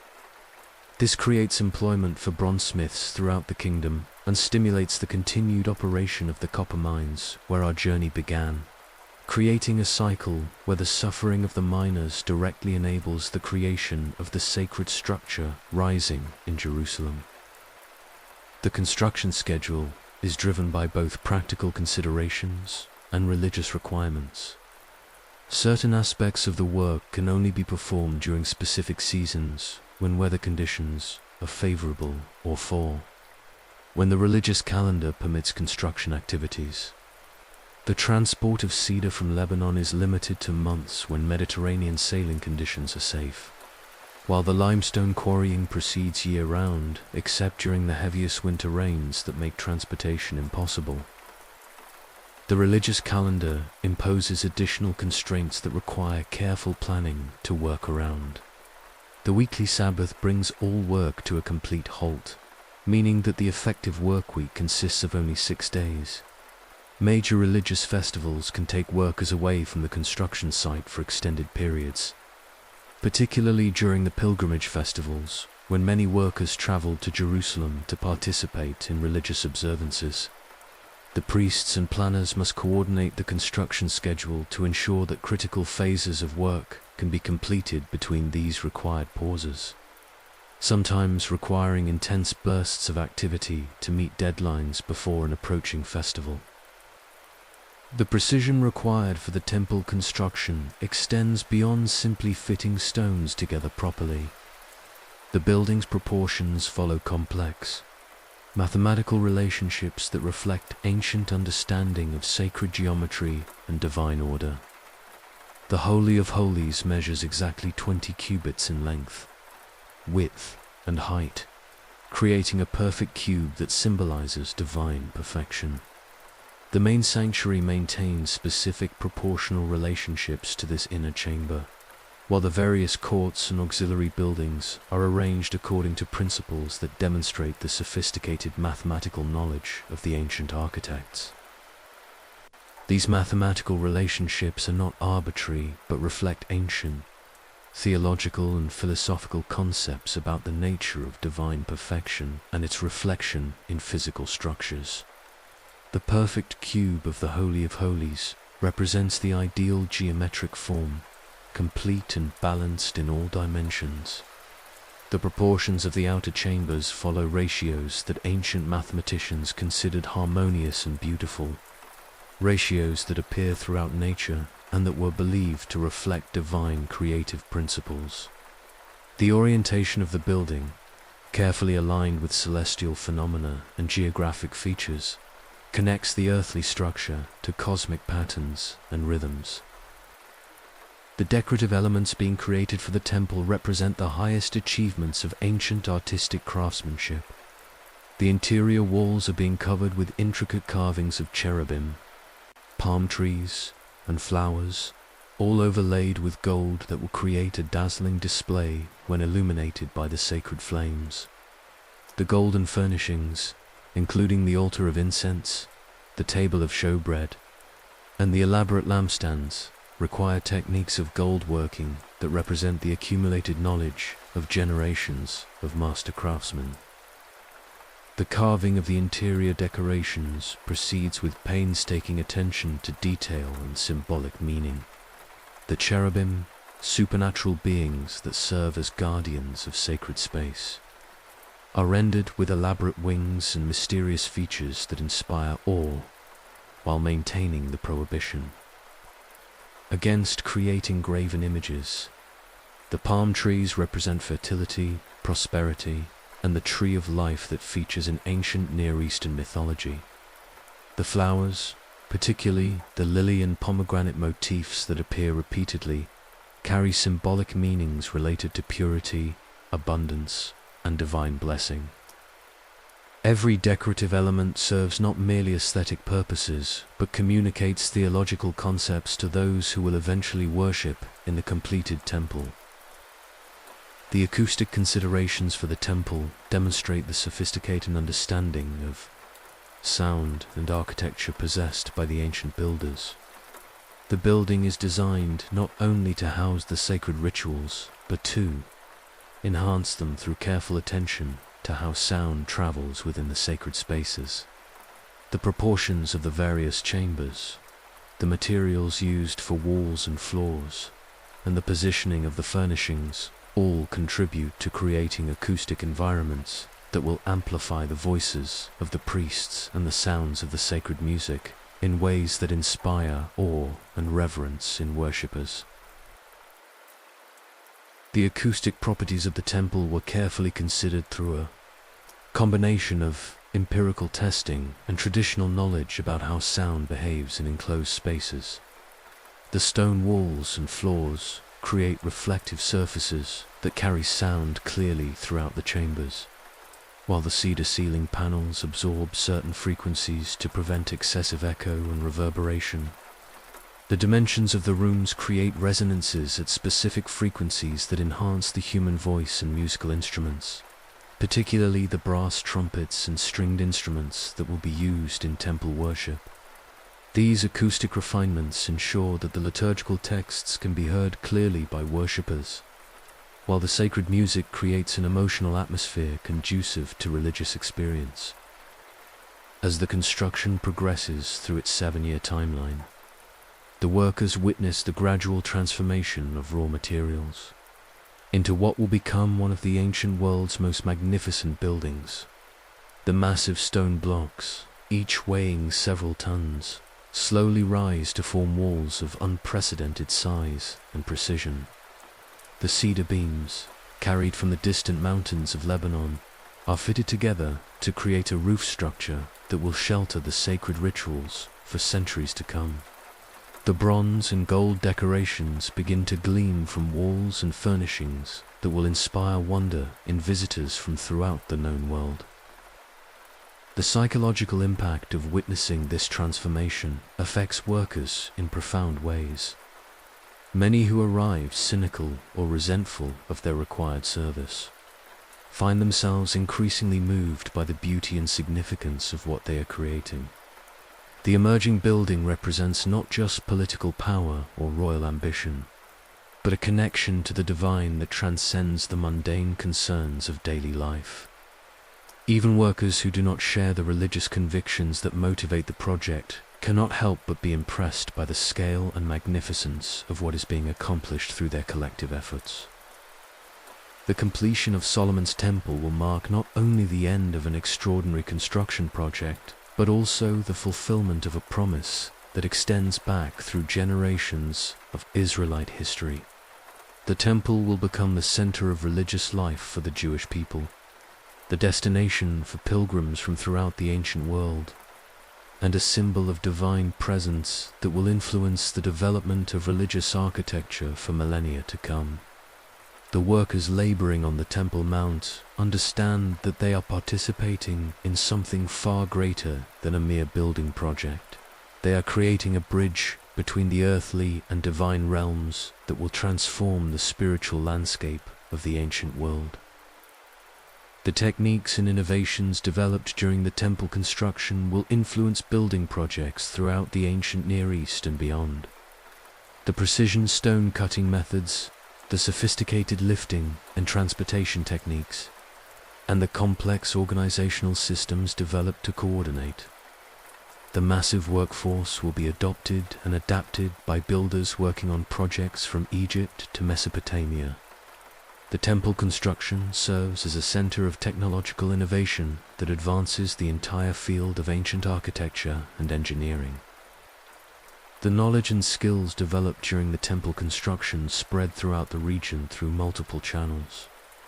Workers who complete their service return to their home communities with new skills and techniques that they apply to local building projects. The master craftsmen who oversee various aspects of the work eventually move on to other projects, carrying with them the innovations developed in Jerusalem. The reputation of the temple as a masterpiece of construction attracts visitors from distant lands who come to observe the techniques being employed and to hire experienced workers for their own building projects. In this way, the temple construction serves as a kind of technological incubator that elevates building practices throughout the ancient world. As our journey through the ancient world draws to a close, we return to where we began, with the recognition that every achievement of civilization requires tremendous human cost and effort. The gold that decorates Solomon's temple was extracted from mines where workers died in agony. The cedar beams that support its roof were cut by laborers working in dangerous conditions far from home. The bronze pillars that guard its entrance were cast by craftsmen risking their lives around blazing furnaces. Yet from this suffering and sacrifice emerged one of humanity's greatest architectural achievements, a building that inspired awe for centuries and continues to influence our understanding of sacred space today. The temple's influence extended far beyond its physical presence in Jerusalem. Its design principles influenced the architecture of synagogues, churches, and mosques for millennia. Its ritual practices shaped the development of liturgical traditions in multiple religious traditions. Its symbolic significance as a meeting place between divine and human realms inspired philosophical and theological reflection that continues to this day. The workers who labored on its construction could not have imagined the full extent of what they were creating, but their efforts contributed to one of the most influential buildings in human history.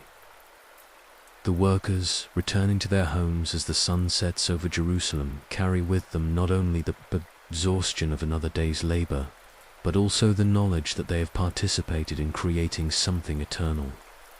The temple rising on Mount Moriah will outlast their individual lives, serving as a testament to human capability and divine inspiration that will inspire generations yet unborn.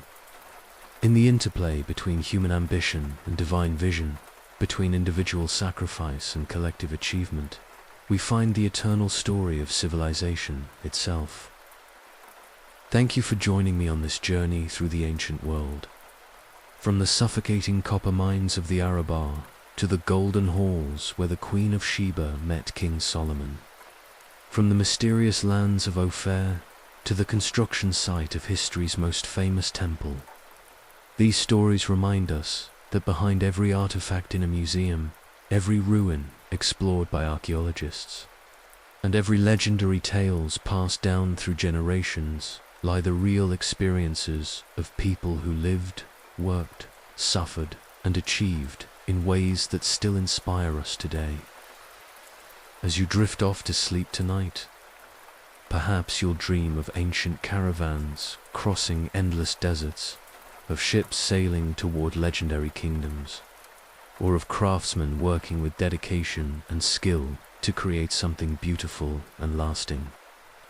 History is not just dates and names in textbooks, but the accumulated experience of countless individuals whose stories continue to shape our world. Sweet dreams, and remember that you too are part of this continuing story of human achievement and perseverance. The connections between the different segments of tonight's journey reveal the interconnected nature of ancient civilization. The copper extracted through such suffering in the Timna mines became the bronze that decorated Solomon's temple. The gold brought by the Queen of Sheba may well have come from the mysterious land of Ophir that supplied so much of the kingdom's wealth. The international cooperation visible in the temple construction reflects the same trading networks and diplomatic relationships that made the Queen's historic visit possible. Understanding these connections helps us appreciate how ancient civilizations, despite their geographic separation and cultural differences, formed a web of relationships that enabled achievements no single culture could have accomplished alone. Until next time, this has been another exploration into the fascinating, sometimes tragic, but always remarkable story of our shared human past. Rest well, knowing that tomorrow brings new opportunities to learn, to grow, and to contribute your own chapter to the great story of civilization. May your dreams be filled with the wonders of ancient worlds and the inspiring achievements of those who came before us. Good night, and thank you once again for being part of our growing community of history enthusiasts who find peace and knowledge in these boring history stories.